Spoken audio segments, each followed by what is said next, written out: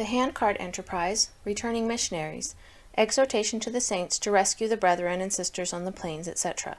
A Discourse by Elder Franklin D. Richards, delivered in the Bowery, Great Salt Lake City, Sunday morning, October 5, 1856.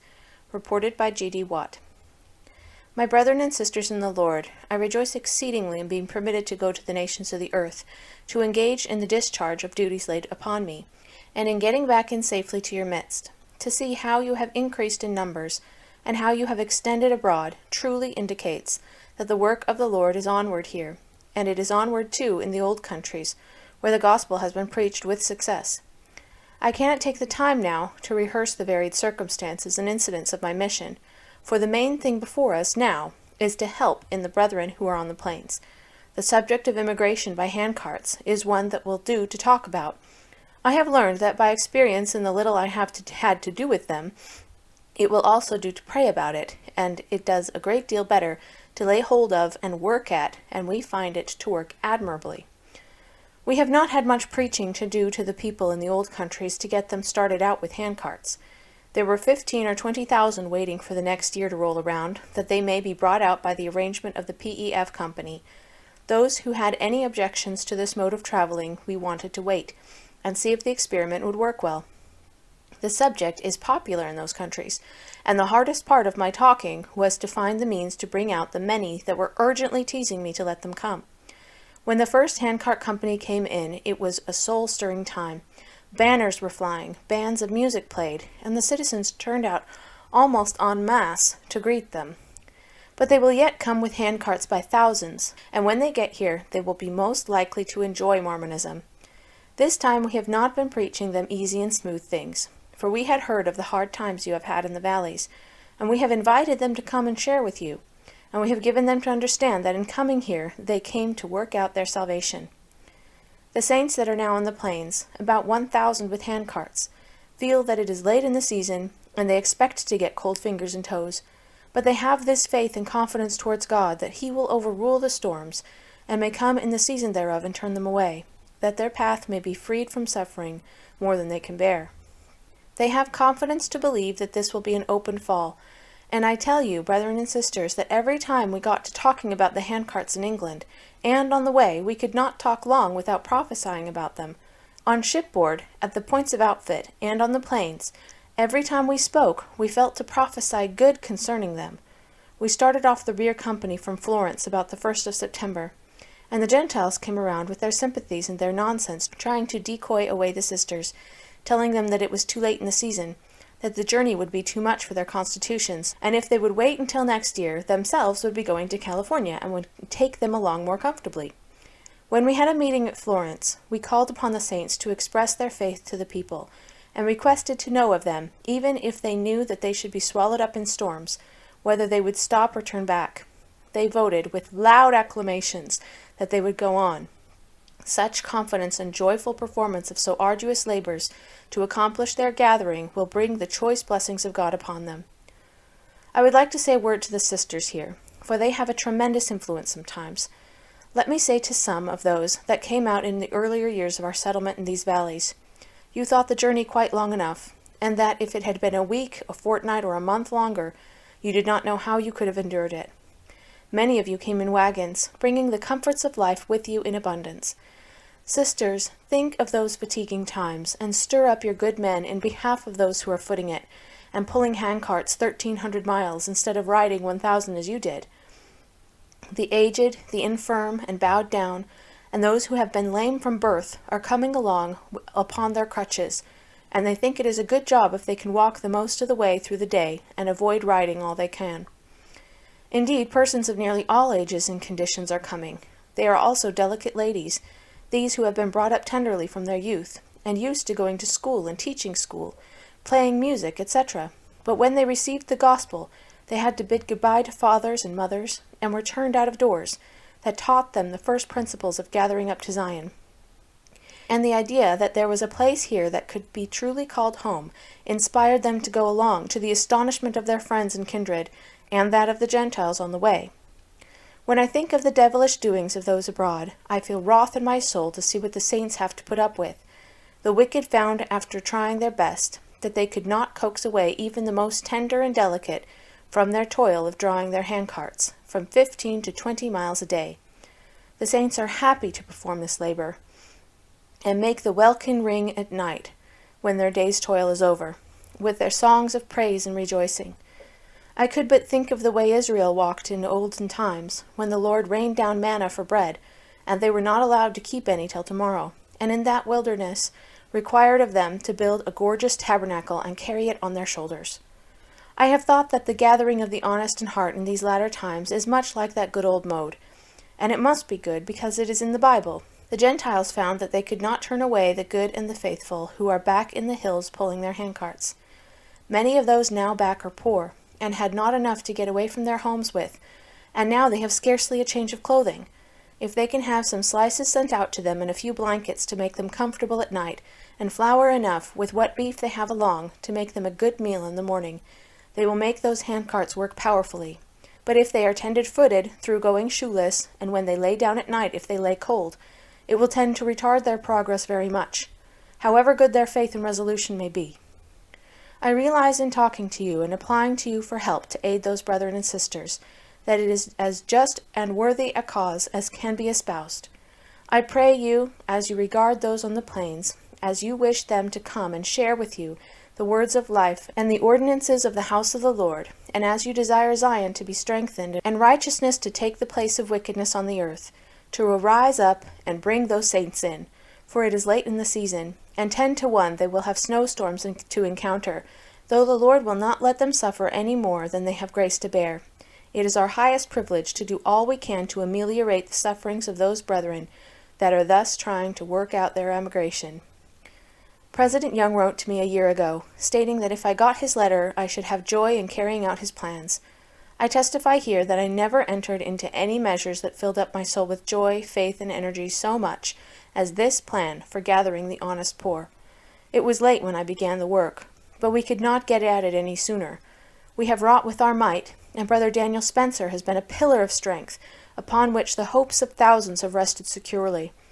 I rejoice exceedingly with him in the excellent feelings that his own conscience and bosom inspires him with when he remembers his labors. Brother Wheelock has been like an angel among the churches in the old countries, and they have been strengthened in the work we are called to do. We did not stop to inquire whether the plan was a feasible one or not. That was none of our business, and when the word said handcarts, we understood it so. Brothers Van Cott, Grant, Kimball, Webb, and others have labored with all their mights this season. I assure you it has been some hard thinking, hard working, and doing the best we could unitedly that we have accomplished what we have. But our souls cannot be satisfied nor rest until we feel assured that the brethren and sisters now on the plains are brought forward, and made as comfortable as the circumstances of the case will admit of. Before leaving England on the 26th of July, I had the pleasure of welcoming Brothers Pratt and Benson to that interesting and important field of labor. We had a joyful conference at Birmingham, and a council of the general authorities of the church in those countries. Those brethren expressed themselves very satisfactorily and cheeringly as to the condition in which they had received the work at our hands. They spoke with great energy and power. The fire of the Lord was felt through that conference, and will be felt in all the conferences through the pastors and presidents who were with us, counseling on the condition of the work of the Lord in the European missions. The cause of truth is progressing there as well as here. It gives me great joy on returning to see what an advancement there is in the increased outpouring of the Spirit of God upon this people. Those that stay here continually cannot so abundantly realize and appreciate this as those who go out into the world for a season and return again. I feel thankful for the privilege of being with you to try to partake of that Spirit and improve with you in the work of reformation. I realize every time I go out from you that the works of darkness are more consolidated and powerful against the cause of God on the earth. Hence the saints need increasing strength and power. I feel joyful to come back here and feel the spirit and influences that are here. The brethren that abide here year after year do not know the power that is in them by the workings of the Holy Ghost and the exercise of the holy priesthood. But when they get out in the field of battle, when they have to contend against the adversaries of truth, then they can realize the strength of the Lord upon them. They can realize that He is with them and makes their labor successful. It is, I believe, as comforting a thought as the human soul can enjoy, to realize the worth of home while abroad in the world. When you were first called to receive the gospel, many of you were at once alienated from your homes and nearest kindred, and have never found a place where you could feel at home, until you found it among the saints.